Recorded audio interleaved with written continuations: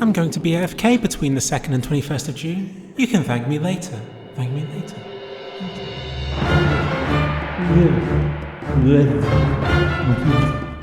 Yes, the day I touched down in Japan, Counter-Strike 2 got its first major update, being to swap out the old buy menu system for a pick and choose weapon selection. It released its map editor and had Dust 2 swapped out for Mirage, which is the bit I'll be covering in this video. Now, Mirage's Source 2 overhaul, just like Dust 2's, is what Valve deems to be a touchstone revision, being the least changed kind of map. But Source 2's lighting changes on this map will likely be among the most noticeable the game will get, because unlike most maps in CSGO, which received a full makeover at some point during the game's lifetime, Mirage did not. Sure, it got a 2018 semi-makeover to replace some of the worst looking props and textures, but its lighting remained unchanged. Unlike with most other proper diffuse maps, which at some point during CSGO's lifetime received an overhaul that made them a lot brighter and more colourful. So consider this new Source 2 version to also double up as being Mirage's lighting overhaul that it didn't get in the last game, which I know some of you will dislike. Many of you complain that Source 2 makes its levels look too bright and colourful, and this change will have affected Mirage more than most. Now, I said how the new Overpass version contains some props seen in Left 4 Dead from 2009, but Mirage contains ones that are even older still. Here is Counter-Strike Source from 2004. This is the Italy map. You see these food crates? Yup, featured in this new Source 2 version of Mirage. And these floor tiles? Yep, 2004 Italy again. If it ain't broke, don't fix it, I guess. But you know what was broken? This corner of Mirage, which Valve stubbornly refused to fix for nearly a decade. And indeed, it has finally been fixed. It's worth saying that another time. The hole in kitchen has been fixed.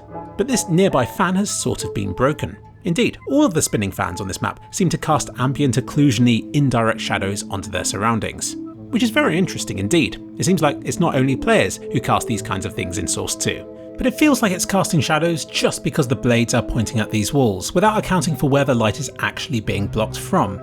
I don't know, I can't say it's wrong, but it feels a bit approximate. You don't care, let's move on. If you're looking for gameplay changes, you're not going to find many, because Valve deems this map to have solid foundations already. The best gameplay changes you're going to find here is improved visibility thanks to how everything now looks so bright and colourful. The floor in B seems a bit flatter, the walls less stained and more readable. This hole in kitchen has been closed up, and it seems like many small props that were previously floating ever so slightly above the ground have been lowered. The dust motes here have gone, which may improve visibility as well, and the ugly building trims around CT spawn have been removed, which may make it easier to throw grenades over them at the start of the round. All very minor things, but if you're expecting changes then cling on to these things because you're not going to find much else. But graphically there have been a few nice changes. Most noticeably, this hole in kitchen has been sealed up, but another great improvement is to reflective surfaces. Check out this reflection in the guard box's glass window. It goes to show just how low resolution it used to be in CSGO, whereas CS2's reflection is clear enough for you to make out all the flaws with it, like how these palm trees appear to stretch weirdly. Another amusingly wrong looking reflection can be seen in these windows at bombsite B. Wrong, yes, but at least now it's wrong in high res. Now you know how much clearer the reflections in Source 2 can be, let's move on over to Palace for the best example of parallax corrected cube maps so far. These, unlike the fixed ones in CSGO, can move and update as you change position, which, when placed into a cube-shaped room properly, can be virtually identical looking to full-blown ray tracing. But this isn't a simple cube room. It has stuff in the middle which could mess the cube map reflections up, if not done properly. But some mapper at Valve has had great fun experimenting with different cube map placements until they found the best setup. And it seems like many different cube maps have been used in this single room. If you look closely, you'll see that when you're stood either side of these pillars, the reflections show the gap between the pillars as being a drawn-on wall. So what they've done is to use multiple cube maps in this one room. There will be at least one running along the length of the room either side of these columns, then another between each of the columns, which the game blends between and can display multiple simultaneously in some way that I can't even get my head around, but it's wonderfully done. Most players won't even realise that they're just staring at basic cube maps and not something far more frame rate demanding like ray tracing. But again, most players probably don't care. A few of the textures have been updated, like the ground on bombsite A, in this shop just here. And these aren't even new textures, they've simply shrunk the existing ones to make them appear higher in resolution.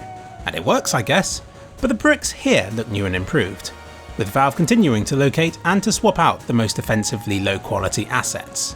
The arrow that was below the sign to B has been removed, which seems like a bit of an oversight when the arrow is used everywhere else. Wall-mounted lights have been added to this connector to justify why it now looks so bright and glowy, and it seems like the skybox has been redone to look less dreadful. Gone are the fake, low-resolution painted on distant buildings. We now get proper 3D ones everywhere instead. Well, more of them than before.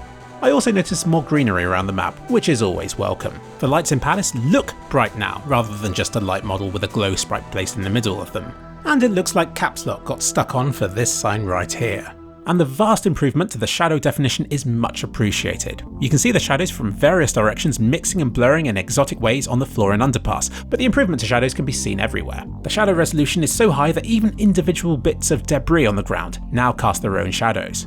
I love the way these pillows cast shadows onto the sofa behind, and how the interiors of these tins and the underside of the bottles here are darker than the rest of the scene, or how the subtle shadows behind everything on this wall helps make the whole thing look more 3D somehow. It just gels everything together much more realistically, and the brilliant thing is, none of this required much effort from Valve.